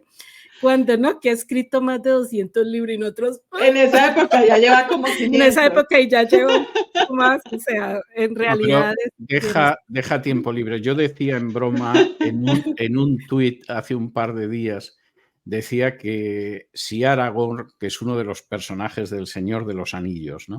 Si Aragorn con 87 años piensa que se puede casar todavía, yo todavía tenía esperanza, ¿no? Entonces, por supuesto lo decía en broma. Pero no, es verdad, al final el tipo de vida que llevamos nos deja más o menos tiempo libre, ¿no? Y como yo no tengo determinadas obligaciones, pues eso me da tiempo para escribir, me da tiempo para los programas de televisión, para los programas de radio, para enseñar teología en Teshuvá, que se ha graduado ya la primera promoción de máster en estudios bíblicos. Entonces, bueno, pues te deja más tiempo, ¿no? Muy bien, gran ejemplo. Aparte, me hace que no tengo excusa.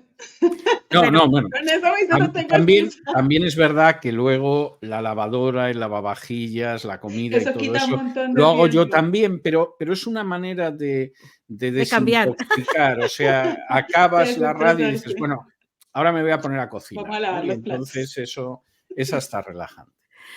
Doctor, bueno, él no es alguien desconocido, pero si usted quiere encontrarlo, pues simplemente César Vidal Manzanares, en donde quiera lo va a encontrar por las redes, en por sus programas. cesarvidal.com o cesarvidal.tv puede encontrar muchísimo material sobre muchísimas cosas. Si usted quiere estar al día. Por cierto, al día en lo que está pasando en el mundo entero, busque los programas del doctor. Eso es diario. Y por cierto, la semana pasada le dediqué un editorial a esta ley contra el antisemitismo que había aprobado el Congreso, un editorial amplio explicándolo, etcétera. Sí, entonces para todos ustedes que nos han acompañado, pues ha sido muy especial, y antes de que nos vayamos a despedir y que le demos la gratitud, siempre terminamos con un poquito de música y de decirle a la gente que, bueno, vamos a estar comunicando a ustedes lo que está pasando en noticias de geopolítica con conciencia cristiana, que esto es algo que nos hace diferentes, pero quería dejar por aquí algunas de lo que nos han escrito todas las personas. Yo no sé si están escuchando la música, pero a mí me gusta un poquito más durito. Bueno, por aquí vamos a decir, gracias R12 Radio por esta entrevista con el doctor Carlos, bueno, el doctor César, para que sea Dios dándole muchas bendiciones. Amén, amén, así es, somos el pueblo escogido de Dios para dar testimonio al mundo de que Jesucristo está en nuestro corazón, en nuestra vida, y debemos ser ejemplo y no caer en las corrientes de este mundo. Jesús vino a predicar el reino espiritual y debemos preocuparnos más por la vida eterna que y llevar el evangelio a las naciones. Por aquí, a ver, Marcela, léenos. El pastor Richard Edrey Rodríguez dice: gracias, doctor Vidal, por este conversatorio pertinente, edificante y desafiante. Gloria al Señor, aleluya. Bueno, ese es mi esposito. Aquí, Elaine. Bueno, Patricia dice Vidal. Que corrige que es César Vidal. Felipe dice, la Biblia que menciona César es Reina Valera, la original. Sí. Gracias, bueno, por aquí desde Venezuela, Marcela. Lino dice, me pregunto cómo serían los efectos de llegar a una situación que fuese normal, todo sin cometer todos esos desmanes. Tenaz. Bueno, genial. Por aquí dice Johnnycito Alzate, súper. Josué Valencia desde Chile, Elaine. Gracias, doctor César Vidal, por ser instrumento de Dios en estos tiempos de confusión. Me quedo con la enseñanza de mantener en la palabra y en Cristo como centro de mi vida. Amén. Johnny Alzate, Marcela. Muchas gracias por mostrarnos el panorama real y por el llamado que nos queda de ser sal y luz. Bueno, por aquí, Josecito Ramírez. José Ramírez. Un privilegio grande poder tener claridad en estos temas de parte de personas llenas de sabiduría. Amén. Johnny Moncayo Zuleta. Monkey dice, Dios nos ama y está con nosotros hasta el fin del mundo. Yo no sé si tú tienes ahí acceso a Instagram, Clau, que Lucía Pazmino nos está diciendo, excelente los análisis del doctor Vidal. Ok. Luz Daria Arbeláez. Excelente, muchísimas gracias, doctor César Vidal y R12 Radio, bendiciones. Dios es bueno todo el tiempo, dice Monkey. Marta Elena dice, gracias, muy interesante, en realidad sí, transformador. Bueno, para todos ustedes, muchas gracias por habernos acompañado, el doctor César Vidal. No tenemos cómo agradecer la gentileza porque cada vez que hay algo así especial, yo le mando un mensajito y él dice, ok, hagamos esto, sí, en este horario sí puedo. Y sabemos que es alguien que está muy ocupado y que haya tenido este tiempo para nosotros, en realidad lo apreciamos y sabemos que usted está invirtiendo en estos valores del reino. Esta radio es muy especial y este programa es muy especial a todos ustedes que se han conectado y que han dejado sus mensajes. Qué bendición poder estar compartiendo con ustedes. Bueno, doctor César, mil gracias. No será la última vez, por favor, no será la última vez. Dios mediante, no será la última vez. Ha sido un placer y un privilegio poder estar con vosotras. Bueno, Marce. Como siempre, gracias por este privilegio de acompañarnos. Gracias a todos ustedes por conectarse a R12 Radio. Gracias a todos ustedes por filtrar las escrituras. Estemos orando, estemos manteniendo firmes, porque esta es una guerra que requiere soldados que se preocupen por la extensión del reino de Dios. Y recuerden, no se despeguen de R12 Radio, porque más que radio, una voz que edifica tu vida. Muchas gracias por haber compartido este espacio con nosotros. Los esperamos en un próximo conversatorio de lo que está pasando por R12 Radio. Más que radio, una voz que edifica tu vida.